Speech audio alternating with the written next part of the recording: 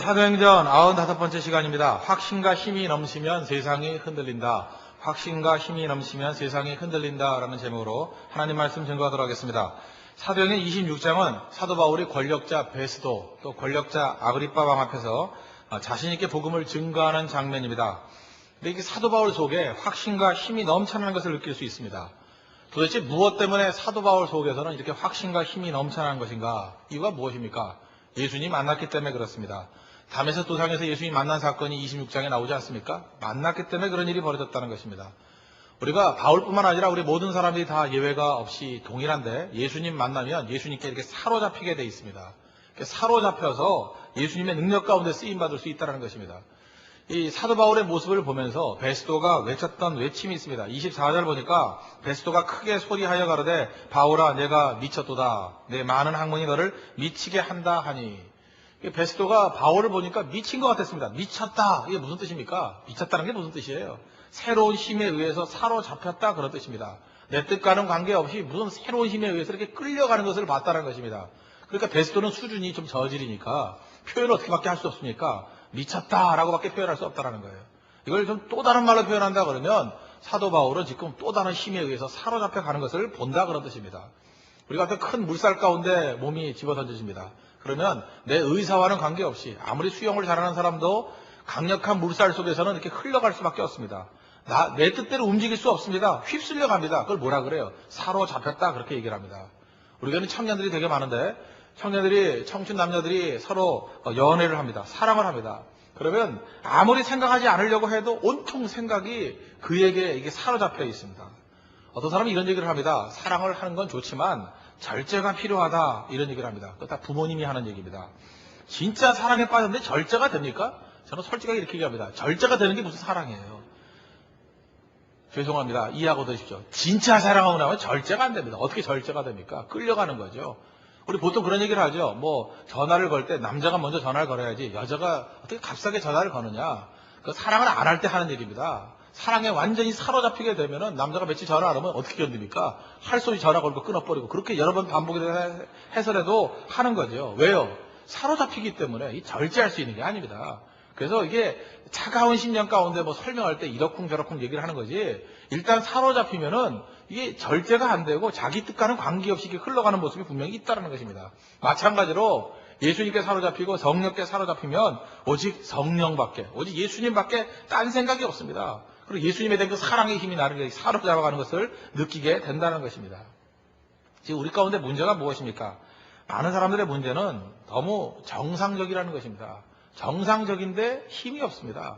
어떤 사람들은 많은 사람 균형 잡혀 있습니다. 요즘에 우리 현대 그리스도인들을 보십시오. 참 균형이 잡혀 있어요. 밸런스가 있어요. 그런데 무기력합니다. 정상적인데 힘이 없고 균형 잡혔는데 무기력한 그게 우리의 모습 아닙니까? 이유가 무엇입니까? 사로잡힌 게 없어요. 사로잡힌 게. 그냥 교회에 나와서 예배 드리는 거예요. 덤덤하게 와서 얼마나 밸런스가 있습니까? 나는 일주일에 몇 시간은 교회에서 보내고 몇 시간은 직장에서 보내고 몇 시간은 내 개인적인 시간을 보내고 시간표가 아주 균형 잡혀 있습니다. 그게 좋은 게 아니고 어떤 그 다이나믹 속에서의 균형이 아니고 죽은 균형입니다. 죽은 균형. 그냥 아무런 마음에 사로잡힘이 없어요. 그냥 하는 겁니다. 일부분을 나누는 거예요. 그러나 예수님께 사로잡히게 되면 거꾸러진다라는 느낌을 받습니다. 거꾸러진다는 게 뭡니까? 내 의사와는 관계없이 이렇게 쓰러진다 그런 뜻입니다. 그래서 많은 사람들은 예수님 만나고 난 다음에 내가 깨졌다 이런 표현을 씁니다. 깨졌다는 게 무슨 뜻입니까? 주인이 바뀌었다는 뜻입니다. 내가 주인이 아니라 이제부터는 예수님이 주인이 돼서 나를 끌고 간다 그런 뜻입니다. 우리 부모님들이 우리 아이들이 자라나가지고 사랑을 하게 되면 느끼는 게 배신감 느끼지 않습니까? 아들을 20여 년 잘 키웠더니 사랑에 빠졌습니다. 갑자기 주인이 바뀌어버렸어요. 어떤 이상한 여자가 와가지고 전화 거니까 막 뛰쳐나가고 엄마 말도 안 듣고 아버지 말도 안 듣고 막 그럽니다. 그럴 때 특별히 어머니가 열받죠. 이놈 뭐 어떤 여자한테 아들 뺏겼다 그러면서 막 통곡을 하고 복사한테 상담 전화 걸고 이런 경우가 많이 있습니다. 이거 왜 그렇습니까? 사랑에 사로잡히게 되면 이렇게 거꾸로지기 주인이 바뀌기 때문에 그렇습니다. 뭐 반대에는 없습니까? 저도 딸을 키우지만 딸들을 뭐 10여 년 동안 20여 년 동안 잘 키워놨습니다. 근데 갑자기 사랑에 빠지게 되니까 주인이 바뀌어버립니다. 그죠? 아빠한테는 막 신경이라는 말투로 쓰다가 갑자기 어떤 남자한테 너무나도 공손한 피오나 공주 같은 목소리를 하면서 그때 분노, 치밀어 오르는 분노 견딜 수가 있습니까? 내가 너를 16년 동안 이렇게 헌신적으로 다 돌보고 밤낮 선물 사오고 기도해주고 이 고생을 했는데 갑자기 등장한 한 달짜리 이 남자가 너의 모든 것을 다 사로잡는다 그러면 분노할 수밖에 없죠. 그러나 우리가 깨달게 보자. 그게 인생이에요. 인생. 그래서 그걸 우리가 사랑이라고 이해하고 그냥 사랑이 열병이라고 이해해야 되는 거 아니겠습니까? 이게 무슨 얘기입니까? 사랑하면 사로잡히고 사랑하면 주인이 바뀐다는 것을 우리에게 보여준다는 것입니다. 많은 사람들은 우리가 엎드린다 이런 단어를 참 좋아합니다. 근데 성경은 엎드린다는 표현보다는 거꾸러진다는 표현이 더 맞는 것 같습니다. 엎드린다는 건 무슨 뜻입니까? 내 자발성이 있습니다. 내 스스로 엎드린다. 근데 실제적으로 우리 가운데 그런 일은 거의 없습니다. 내 의사와는 관계없이 거꾸러질 때가 많습니다. 나를 사로잡아갈 때가 많이 있다는 것입니다. 오늘 삼일교회 있는 모든 성도들, 목사를 비롯해서 우리 모든 성도들 예수님의 사랑 때문에 좀 이렇게 사로잡혀가는 인생 되기를 바랍니다. 이렇게 파도 치듯이 바람에 휩쓸려 가듯이 예수님 사랑 때문에 움직이고 예수님 사랑 때문에 끌려가고 예수님 사랑 때문에 우리가 기뻐하고 찬송하고 헌신할 수 있는 그런 축복된 하나님의 백성 되기를 축원합니다. 예수님께 사로잡히면 어떤 일이 벌어지느냐? 우리 여러 번 반복적으로 살폈기 때문에 오늘은 특별하게 두 가지를 살피겠습니다. 예수님께 사로잡힌 인생의 특징 두 가지입니다. 첫째는 영적 당당함이 있다는 것입니다. 영적 당당함, 또 다른 말로 하면 영적인 긍지가 생긴다는 것입니다. 오늘 사도 바울을 보십시오. 그 당당한 모습이 있지 않습니까? 권력자인 베스도 앞에서, 아그리빠 앞에서 주눅 드는 게 없습니다. 주저함이 없습니다. 오히려 당당하게 외치잖아요. 빌빌 기는 게 없습니다. 오히려 베스도 보시죠. 베스도가 당해가지고 뭐라 그래요? 네가 미쳤도다. 많은 학문이 너를 미치게 만들었도다. 근데 뭐라 그래요? 안 미쳤어. 나 제정신이야. 이러잖아요. 오히려 미쳤다고 소리 지르는 베스도가 미친 것 같지 않습니까? 미쳤다! 미친 거 아니에요. 소리 지르면서. 그 다음에 아그리빠는 어떻습니까? 아그리빠 앞에서 이렇게 자연스럽게 얘기잖아요. 당신 선지자를 믿는 거 내가 압니다. 갑자기 전곡을 찔린 거죠. 자기 마음 가운데 이렇게 흔들리고 있다는 것을 갖다 전곡을 찌르지 않습니까? 그랬더니 막 방어적인 표현을 하지 않습니까? 내가 적은 말로 나를 그리스도인이 되게 하노도다. 근데 사도 바울이 씩 웃으면서 뭐라 그래요? 이렇게 결박된 거 외에는 다 나같이 되기를 원하나이다. 완전 한 방 먹은 거죠. 당당함이 있지 않습니까? 여기서 베스도하고 아그리빠하고 대화를 나누는 걸 보면은 마치 사도 바울은 죄수가 아니라 검사 같습니다. 그리고 이 죄인 가운데 두 사람, 그리스도 앞에 순종하지 못하는 베스도와 아그리빠를 앉혀놓고 너 그렇게 살면 안 돼. 그리스도 앞에 굴복해야 돼 하고 이렇게 신문하는 모습같이 보이지 않습니까? 이게 바로 뭐예요? 영적인 당당함이에요. 우리 그리스도인들이 항상 높아져야 된다 그런 뜻이 아닙니다. 권력자가 돼야 된다 그런 뜻이 아니에요. 죄수의 몸이라 할지라도 감옥에 있다 할지라도 어떤 자리에 있다 할지라도 우리에게는 당당함이 있습니다. 그리스도인들이 이렇게 당당함이 있을 때 세상은 막 뒤흔들려 버립니다. 환경이 뒤흔들려요. 여러분들 믿음 안에서 당당함을 가지고 있으면 환경이 흔들립니다. 어떤 조건이 흔들려 버립니다. 세상이 다 흔들려 버린다는 거예요. 반면에 여러분들이 믿음을 저버리고 여러분이 타협하면서 여러분이 흔들면 세상은요 무서운 기세로 우리를 압박해 옵니다. 그래서 내가 흔들려 버려요. 더 흔들려 버려요. 약간 내가 흔들리면 세상의 공격에 의해서 나는 완전히 지축을 흔들듯이 뿌리채 뽑히듯이 완전히 흔들려 버리게 된다는 것입니다. 그러면 여러분들이 예수님께 사로잡힌 그 당당함을 가지고 살아갈 줄 알아야 된다는 것입니다. 마귀는 항상 우리의 긍지, 자부심 이런 걸 공격을 합니다. 왜? 그리스도인들이 가지고 있는 긍지, 자부심 이게 너무나 귀중한 것이기 때문에 그렇습니다. 우리가 긍지가 무엇입니까? 하나님의 자녀가 되는 권세를 가졌다. 이거 아니에요? 뱀과 정갈을 밟으며 원수의 모든 능력을 제어할 권세를 가졌다. 이거 아닙니까? 다윗을 보십시오. 얼마나 당당합니까? 그 골리앗 앞에서 너는 칼과 단창으로 내게 나오지만 나는 만군의 여호와의 이름으로 나아간다는 그 믿음 안에서 나오는 당당함. 이걸 제일 두려워하는 것입니다. 그래서 할 수만 있으면 그 당당함과 긍지를 꺾기를 원한다는 거예요. 그래서 계속해서 우리 성도들의 심령을 공격합니다. 정신을 공격합니다. 이게 목회를 하다 보면은 성도들이 교만함 때문에 넘어지는 경우도 있습니다. 그러나 교만함 때문에 넘어지는 것만큼 많은 게 뭔지 아십니까? 패배의식과 좌절감 때문에 넘어집니다. 많은 사람이 그것 때문에 깨진다는 거예요. 우리 지난 주간에 안타까운 일이 있었습니다. 뭐 옥타바 고양이 뭐 이런 거 보지 못했습니다. 정다빈이라는 탤런트가 자살을 했습니다. 자살을. 그런데 제가 오늘 아침에 한번 봤습니다. 그 홈페이지에 들어가서 뭐 죽기 하루 전날 은혜라는 제목에 뭐 이렇게 글을 잔뜩 썼더라고요. 뭐 한 2페이지 정도 되는 거.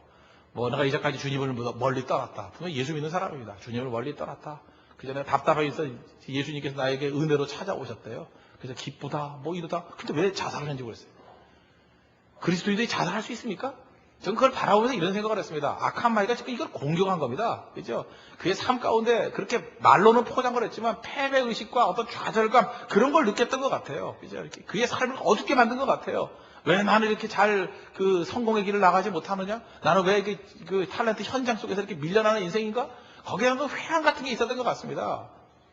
여러분 예배 분위기가 그래서 밝아야 된다고 생각합니다. 우리 교회도 예수 믿는 그리스도인이라고 하면서도 이렇게 자살하는 사람이 참 많습니다. 그래도 여러분들 2부 예배니까 좀 괜찮습니다. 왜냐 자살하는 사람들은 이렇게 아침에 안 나옵니다. 되게 아침에는 자는 시간이고 되게 오후쯤에 나옵니다. 그래서 자살하는 사람들에게 우리가 설교하기 위해서 정말 중요할 때는 언제냐면 저녁 예배입니다. 저녁 예배 또는 수요 예배, 특별히 금요철야. 금요철야는 그들의 주 활동 시간이기 때문에 그때 참 많이 옵니다.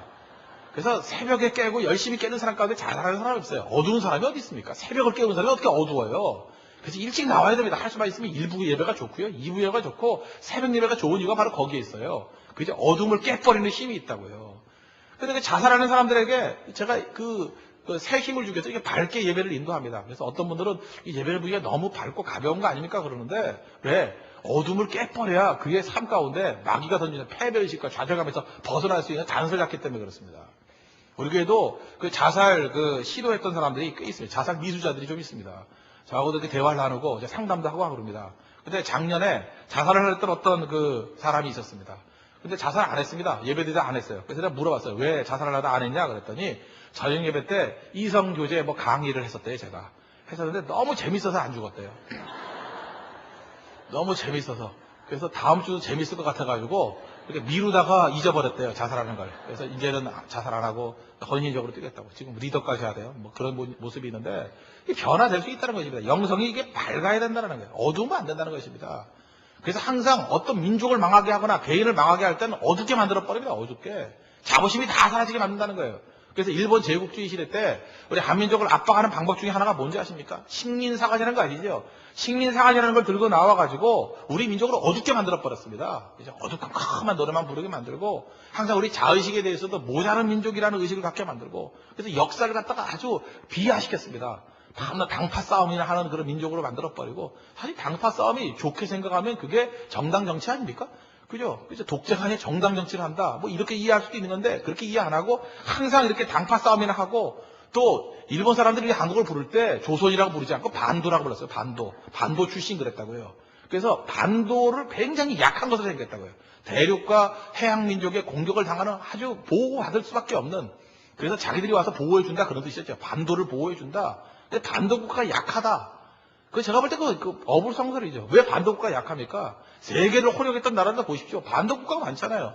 이탈리아는 로마 보십시오. 로마 제국이 반도에서 나왔잖아요. 이베리아 반도에 스페인이라든지 포르투갈 세계의 반쪽을 호령했던 나라들이 다 반도 국가 아닙니까? 그죠? 해양 세력과 대륙 세력을 아우를 수 있는 가장 중요한 위치에 있는 게 반도인데 오히려 섬나라가 섬놈들 아니에요. 그래서 이렇게 비하시켜야 될 거 아닙니까? 근데 마치 섬나라라 그러지 않고 해양 세력 이렇게 얘기해요. 해양 세력. 그런 식으로 갖다가 이렇게 민족을 갖다 비하시키고 어둡게 만들었다는 것입니다. 밝아야 됩니다. 밝지 않으면 안 되죠. 잠깐 우리도 그때 영향을 받아가지고 가끔마다 어른분들 뭐 기도할 때 보면 이 작고 약한 나라에서 뭐 파는 이런 소리 한다고요. 왜 우리가 작고 약합니까? 이거 완전히 착각. 아직까지도 그 식민사관에 사로잡혀 있는 거예요. 우리가 작은 나라가 아닙니다. 남북한을 합치면 인구가 7천만입니다. 세계 그 민족 수로 따질 때 세계 10위 안에 드는 단일 민족이에요. 미국 한번 가보십시오. 거기서 미스터 K만 한번 돌아보면 되게 많아요. 한국 사람이 얼마나 많은지 아십니까? 한국이 적은 민족이라고요? 착각 중에 착각이에요. 적지 않습니다. 민족 단위를 볼 때 10위에 10위. 그리고 또 해외에 600만이 넘는 사람들이 지금 흩어져 살고 있고요. 전 세계에서 자동차 만드는 나라가 맨 나라 되지도 않습니다. 자동차 생산 5위국이지. 그 다음에 세계 그 무역 양을 따져보면은 세계 11대 11번째 경제 규모를 갖고 있죠. 거기다가 첨단 산업 같은 걸 보면은 선진국과 경쟁할 수 있는 유일한 국가입니다. 그렇지 않아요? 자동차라든지 반도체, 첨단 산업을 가지고 경쟁할 수 있는 유일한 나라예요. 그러니까 선진국에서 볼 때 우리만큼 두려운 존재가 없죠. 가장 두려운 존재 중에 하나입니다. 근데 우리가 작아요? 어떻게 우리가 작을 수 있습니까? 작지 않습니다. 근데 스스로를 작게 만들고 계속해서 이렇게 어두컴컴하게 만들어버린다는 거예요. 심지어 이게 일제 식민사관뿐만 아니라 오히려 무슨 과거사를 갖다가 뭐 폭로한다 이러면서 계속해서 좋은 과거사를 폭로는 안 하고 밤낮 어두컴컴한 거 잘못된 거 문제 있는 것만 폭로하겠다가 나오는 지도층들도 더 문제가 있죠. 그렇지 않습니까? 그 사관에 문제가 있어요. 시각에 문제가 있다고요. 그 하나님께서 주신 그 시각은 절대로 아니라는 거예요. 그건. 하나님께서 우리에게 주신 마음은 무엇입니까? 자부심과 영적인 긍지를 갖고 살아가게 만들기를 원하신다는 것입니다. 오래전에 어떤 신앙을 가지고 있는 경제인이 쓴 책이었습니다. 그분이 어렸을 때 갓나게 살았는가 봅니다. 자기 어렸을 때 그 내용들을 쭉 설명하면서 이렇게 얘기를 합니다. 어렸을 때 먹을 것이 없을 정도로 가난한 집에서 살았답니다. 그런데 그 어머니의 교육 방법에 대해서 설명을 하는 거예요. 동네에서 큰 잔치가 벌어지면 어머니가 무조건 그 잔치집에 가서 도와주라 그런다는 거예요. 뭐 짐도 날라주고 뭐 이렇게 도와도 주고 청소도 해주고 잔치집에 얼마나 일손이 부족합니까? 가서 무조건 도와주라.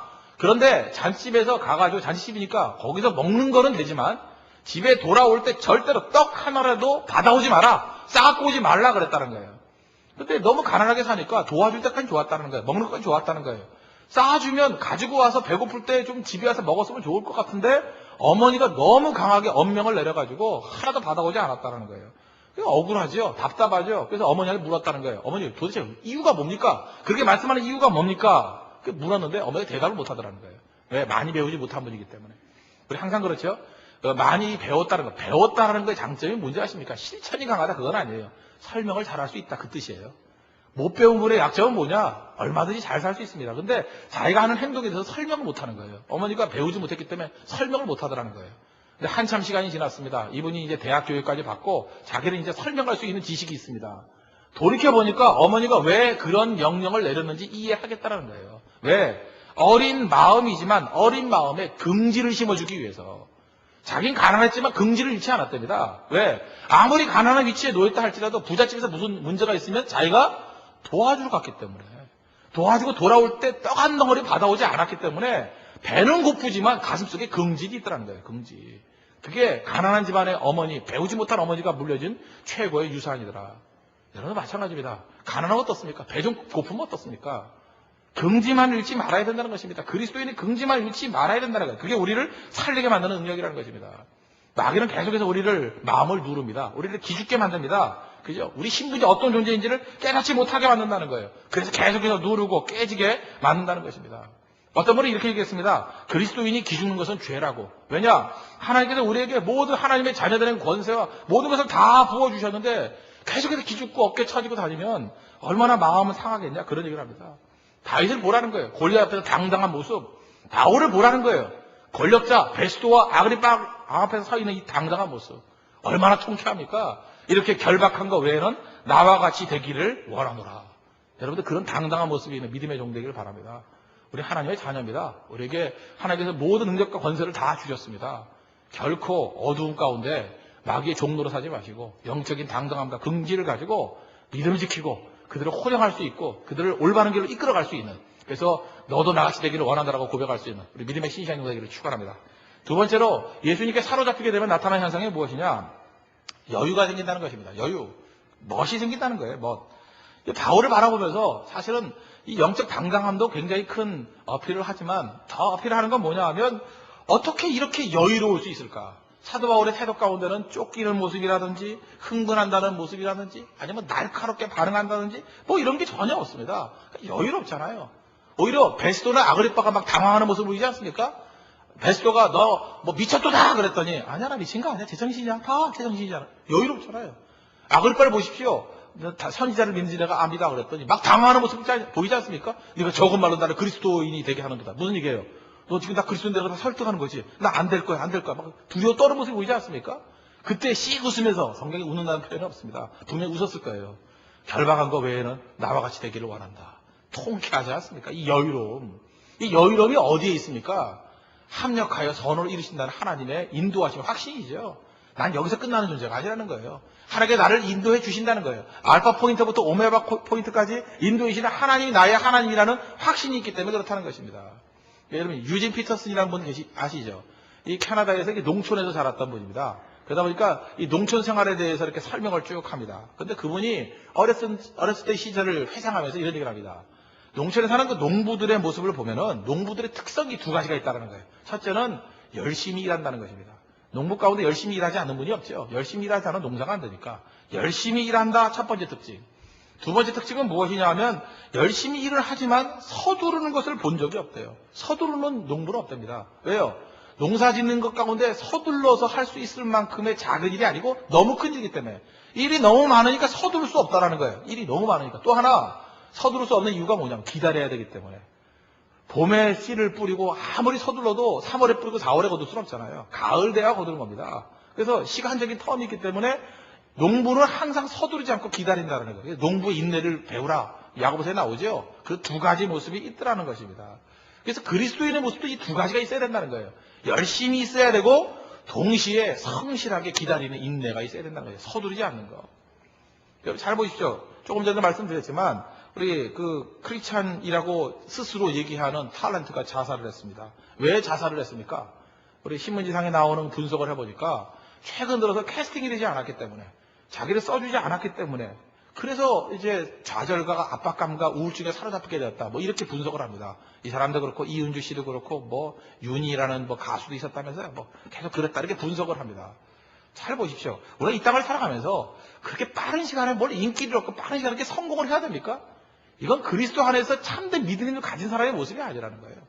왜? 어느 순간에 하나님께 나를 사용하실 때도 있고 아니면 아닐 때는 그냥 받아들이면 되는 거 아니겠습니까? 저는 참 김혜수 그 영화배우를 참 좋아합니다. 아시죠? 왜 좋아하느냐? 계속해서 영화 할 때마다 죽 썼습니다. 그죠? 김혜수 그럼 뭐 나와서 성공한 게 뭐가 있습니까? 그럼에도 불구하고 계속 몸을 닦고 아령하고 몸매를 가꾸고 하다가 38살에 드디어 타짜에서 되잖아요. 타짜에서. 그죠? 저는 그 모습을 바라보면서 야 저게 인내구나 인내. 저 정도면 포기할 만도 한데 또 계속해서 이렇게 자기 주인공만 해야 됩니까? 그죠? 38 되고 이제 몇 년 지나면 계속 주인공 못 하겠죠? 그러면 나는 삼위자의 길로 들어서야지, 강부자의 길로 들어서야지. 그리고 또 조연하면 되는 거 아니에요? 그렇게 자기의 그 흐름을 받아들이면 되는 건데, 대부분 이 자살하겠다고 하는 사람들을 보면은 의욕만 앞서는 거예요. 목표만 앞서는 거예요. 그래, 내가 주인공 해야 돼, 내가 인기를 얻어야 돼, 내가 속히 성공해야 돼. 강박한 점이죠. 세상에 믿음 가진 사람 가운데 강박한 점에 빠진 사람이 누가 있습니까? 여유로움이 있죠. 요셉을 보시죠. 요셉이 이렇게 강박에 빠져있던 거 봤어요? 자기가 17살에 노예로 팔려갑니다. 그럴 때 하나님 앞에 기도하는 거예요. 하나님, 내가 딱 1년 시간 주겠습니다. 1년 안에 나를 풀어주십시오. 아니면 또 뭐 3년 줄 수 있죠. 주님, 내 10대는 이렇게 보냅니다. 내가 20대는 이렇게 보냈었습니다. 3년 시간 드리죠. 20살 생일 딱 되는 순간에 주님 나를 저버렸습니다. 목 매달아 죽고. 그런 거 봤어요? 아니죠. 계속 순종했습니다. 순종했더니 갑자기 뭐 20대에 그 보디발의 집에서 보디발 아내가 유혹을 합니다. 그거를 갖다가 극복했어요. 내가 어찌 하나님 앞에 덕지하리요. 그러면 자기 스스로 생각이래. 하나님께서 이런 것까지 이겼으니까 나를 건져주실 거야. 근데 어디로 갔습니까? 감옥에 들어갔어요. 감옥에 들어가서 우울증에 빠져가지고 그런 비명 행사했더라. 이런 표현이 아니죠. 끝까지 기다리는 거 아닙니까? 그리스도인들이 중요한 게 뭐예요? 열심 가지고 기다리는 겁니다. 기다리는 거. 제가 바이런의 시 얘기했죠. 아침에 깨보니까 갑자기 유명해져 있더라. 무슨 얘기입니까? 어떤 걸 추구해서 되는 게 아니고 그냥 성실함 가지고 갔더니 직접적으로 이룬 게 아니라 간접적으로 하나님의 때가 되니까 이루어지더라 그런 뜻이에요. 저는 이제까지 뭘 추구해서 되는 거 못 봤습니다. 뭐 우리 자매들 가운데 그러지 않습니까? 뭐 키가 182cm에 뭐 어떻게 생기고 그런 남자를 원합니다. 이렇게 기도적으로 쓰는 사람. 누가 뭐 구체적으로 쓰라 그러면 구체적으로 쓴대. 그대로 되는 경우 하나도 없어요. 되게 55 만나요. 근데 그런 경우가 되게 많은데 그냥 이렇게 열린 마음으로 하나님의 뜻이라 그러면 어떤 믿음 좋은 남자 보내주실 거를 믿습니다. 이러다 보면 190도 만나고 2m 20도 만나고 이렇게 되는 거예요. 그죠? 여러분들 그걸 받아들일 줄 알아야지 그 내가 뭘 추구한다고 되는 게 아니라는 거예요. 그게 신앙의 여유죠. 내 인생 주께서 주관해 주십니다. 내 인생 주께서 이끌어 가십니다. 그런 모습이 있어야죠. 아니 성경상에 어떤 인물이 그렇게 아둥바둥 주님 1년 남았습니다. 2년 남았습니다. 이거 아니면 안 됩니다. 그러다가 강박에 빠져가 자살이 나고 그런 인간이 어디 있어요. 주님께 맡기는 거죠. 때가 참에 주님의 때가 되매 이렇게 주는 거죠. 다윗도 그랬고 모세도 그렇고 요셉도 그랬고 그냥 누구나 다 그렇게 쓰임받는 거 아니에요. 이 자리도 신앙을 가장해가지고 뭐 이렇게 하나님 앞에 협박기도 하는 사람 있죠. 주님 금년 안에 2007년 안에 뭐 제가 얘기했죠. 지금 2007년 평양 대부분 100주년이라고. 평양 대우가 100주년 하고 이렇게 목표했을 때 내가 볼 때 부흥이 잘 안 올 것 같아요. 하나님이 그렇게 해서 주시는 게 아니에요. 다 잊어버렸을 때 부흥이 올 거예요. 다 잊어버렸을 때, 그죠? 평양 100주년이고 뭐고 이런 소리 안 할 때. 되게 성실하게 기도하고 성실하게 순종하고 그럴 때 나도 느끼지 못할 때 주님께서 주시는 그 부흥의 바람이 일어나게 될 것으로 믿습니다. 여러분 훈련이라는 게 뭡니까? 경건훈련, 영성훈련 모든 부분의 훈련이라고 말하는 건 뭐예요? 기다리는 거죠. 참는 거 아니에요? 참는 거. 남자분들 군대 가가지고 화생방 훈련합니다. 그죠? 콧물 눈물 흘리면서 그 독가스 속에서 견뎌내는 거. 그러면 지평이 넓어지는 거죠. 그런 조건도 견뎌냈다 그러면 어떤 조건도 견뎌낼 수 있는 넓어지는 거 아닙니까? 경건훈련이 뭐예요? 모욕당하고 어려움당하고 불편당하고 참는 거예요. 그걸 참는 거. 일본 선교 대만 선교 가서 바닥에서도 자고 어렵게 살고 그걸 견디는 거. 그때 그 넓어지는 거 아닙니까? 우리 예배 드릴 때도 마찬가지입니다. 신앙의 깊이가 있는 사람들은요. 중간에 나가는 사람도 없어요. 근데 그 걸평하다 일어서가 나가고 어디 가냐고 화장실 간다고 그러고 바람쐬러 나간다고 그러고 못 견디는 이유가 뭐예요? 훈련이 안 됐기 때문에 그래요. 그거 뭐 30분 못 기다립니까? 그거 1시간 못 기다려. 길어요, 1시간인데? 그 훈련이란 건 다른 게 아니라 참고 인내하고 때가 될 때까지 기다리는 겁니다. 하나님이 나를 사용하실 때까지. 그런 얘기 들어보셨어요? 못생긴 나무가 산을 지킨다. 산에 지금 오랫동안 지키는 그 천연기념물 뭐 이런 산이 있죠. 무슨 정일품 소나무 뭐 이런 것들. 그런 것들 되게 보면요. 1000년 동안 산을 지켰던 소나무, 500년 동안 산을 지켰던 소나무들 이런 거 보면은 되게 꾸불꾸불해가지고 진짜 못생겼습니다. 못생긴 게 지키는 게 못생긴 게. 그죠? 정말 잘생긴 것들은요, 다 팔려나갔어요. 그죠? 이거 잘생겼네, 잘라가지고 기둥 만들고요. 이거 잘생겼네, 가구 만들고. 잘생겼네, 다 사라져 버린다고요. 교회에서도 보십시오. 잘생긴 사람들은 다 따라가 버렸어요. 어디로, 그죠? 딴 데 가서 너무 쓸 데가 많아가지고. 근데 다 못생긴 사람들 앞자리에 주르르 앉아가지고. 불러줄 때 어떻게 산을 지켜? 교회를 지키잖아요, 지금. 그 모습이 있어야 돼, 그 모습. 목사도 마찬가지입니다. 유능하고 그런 사람 다 팔려갔어요, 그죠? 그래서 불러줄 데도 없는 사람들, 머리 벗겨지고 이런 사람이 계속 남아가지고, 끝까지 새벽기도 하면서, 소리 질러대면서, 박박 우기면서 지키고 있잖아요, 그죠? 못생긴 나무가 산을 지켜요, 못생긴 나무가. 무슨 얘기입니까? 성실성이에요, 성실성. 여유로움 가지고. 여러분, 가치를 내가 만들어내는 게 아닙니다. 가치 누가 만들어내요? 하나님이 주시는 겁니다. 그래서 가치는 하나님이 주시는 거기 때문에 우리에 대해서 뭐라고 해요? 우린 그릇이라 그런다고요. 그릇이 무슨 가치를 만들어내요? 그릇은 담는 건데. 채워주십시오예요. 채워주십시오. 여러분이 스스로가 가치를 만들려가 바둥바둥하는 인생 살지 마십시오. 사도 바울 보십시오. 자기가 가치를 뭘 만들어내요? 주님이 주신 기회대로 말씀 증거하잖아요. 감옥에 있으면 감옥에서 말씀 증거하고, 자유를 주면 자유롭게 말씀 증거하고, 또 여러 가지 육체의 자유가 없을 때는 편지로, 또 나가서 육체의 자유가 있을 때는 입술로 계속해서 그리스도를 증거하지 않습니까? 우리도 그런 인생을 살아야 된다는 것입니다. 예수님께 사로잡힌 인생 특징, 여유로움. 여러분 삶 가운데도 너무 끌려다니면서 컴플렉스 같이 사는 그런 모습이 없는 우리 하나님의 신실한 종 되기를 바랍니다. 그래서 인간관계 속에서도 참된 그리스도인의 모습은 여유로움에 있습니다. 이런 얘기를 들어본 적이 있습니다. 어떤 그 장례식에서 만난 분이 계시는데, 장례식 가면 되게 이제 할머니, 할아버지들이 많이 돌아가시지 않습니까? 근데 이 젊은 사람이 아기를 갖는 게 아니라 장례식 예배를 다 마치고 난 다음에 또 다른 할머니에게 인사를 나눴답니다. 그냥 쉽게, 별 뜻 없이, 할머니, 우리 천국에서 봐요. 그랬다는 거예요. 그 인사할 수 있죠? 그게 무슨 뜻으로 했냐면, 자주 만나는 분이 아니니까, 이제 또 만날 일이 없을 것 같아가지고, 나중에 천국 가서 거기서 만나자. 아주 아기가 아니에요. 선의를 가지고. 근데 그 주변에 있는 많은 할머니들의 눈빛이 아주 표독스러운 눈빛으로 변화가더라는 거예요. 마치 느낌이 뭐냐 하면, 그 다음 죽을 건 내 차례다. 이런 느낌으로 받아들여요. 그러니까 그런 분위기가 될 수 있죠? 똑같은 말인데 분위기가 아주 어색해지면서, 실수했구나 하는 느낌. 그죠? 천국에서 봐요. 그게 이제 다음엔 할머니가 죽을 거예요. 그런 느낌으로 받아들이는 분위기. 그죠? 그러면은, 그죠? 많은 사람들, 어떤 분은 화를 낼 수도 있죠. 그래, 내가 죽을 거다. 그래, 어떻게든 되나 보자. 화를 낼 수 있는데, 그 얘기를 들었던 그 할머님이 굉장히 그 믿음이 좋으신 분이었던 것 같아요. 여유로움이에요, 여유로움. 그 얘기를 듣고 이렇게 분위기 어색해지니까 그 분위기를 깨려고 그러더라는 거예요. 그 청년에게 얘기하기를, 그래, 내가 천국에 갈 테니까 오래 한 기다릴게. 너도 빨리 와. 그러더라는 거예요. 그랬더니 갑자기 그 분위기가 썰렁하던 분위기가 깨져버리고 사람들이 이제 까르르 웃어버렸다는 거예요. 그래서 회복이 됐다는 거죠. 이 청년이 얼마나 고마웠겠습니까? 할머니가 그런 실수했던 말을 농담으로 받아들여주니까. 이게 그리스도의 여유입니다. 우리가 살다 보면요, 어떤 때는 분명히 실수할 수 있습니다. 우리 교회는 이렇게 젊은이들과 이렇게 연세 드신 분들이 막 섞여 있으니까 어떤 때는 버릇없게 보일 때도 있고, 말 실수할 때도 있고, 문화적인 차이 때문에 이렇게 서로 오해가 되는 얘기도 있을 수 있다라는 거예요. 그걸 밤낮 앉아가지고, 내가 볼 때 그 수준 낮은 사람들은 밤낮 시비 거는 사람이죠. 우리 교회에 문제가 있습니다. 버릇이 없는 게 문제예요. 교양이 없어요. 이것만은 시정해야 돼요. 꼭 이렇게 이메일을 보거나 만나서 전화를 할 때도 이렇게 한마디 툭툭 던질 때 어떤 의미에서 좀 각박하게 대화를 나누는 사람이 있습니다. 제가 한번 묻고 싶습니다. 그리스도께 사로잡힌 사람입니까? 왜 그렇게 삶에 여유가 없어요? 그걸 좀 넓게 받아들일 수는 없나요? 그죠? 그걸 유머러스하게 좀 받아들일 수는 없나요? 여유롭게 좀 이렇게 품을 수는 없나요? 이 할머니 보십시오. 믿음은 이런 겁니다. 분명히 청년이 실수일 수 있습니다. 분위기가 험악할 수 있습니다. 한마디 말로 여유를 가지고 그걸 커버해 주잖아요. 이런 분이 얼마나 풍성한지 아시겠죠? 이게 그리스도인의 멋이라는 거예요.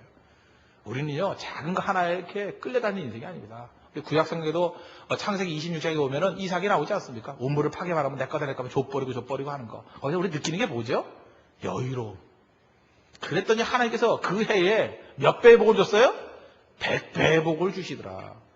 우리는 여유로운데 하나님께서는 계속 부어주셔가지고 감당치 못하는 인생, 그리스도인의 삶이라는 것입니다. 사도 바울도 보십시오. 계속 고난을 당하는 것 같이 보이지만 하나님께서 영적으로 사도 바울께 100배의 축복을 안 주셨어요?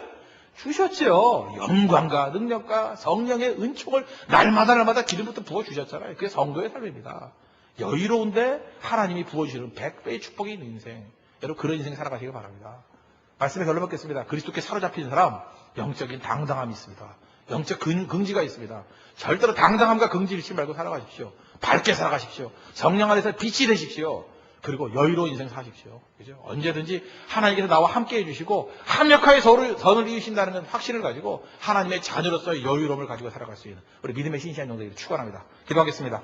우리 다 같이 하나님께 간구하도록 하겠습니다. 하나님 영적 당당함과 또 영적인 여유로움을 가지고 살아갈 수 있도록 우리를 지켜달라고 이 시간 다 같이 하나님께 간구하도록 하겠습니다.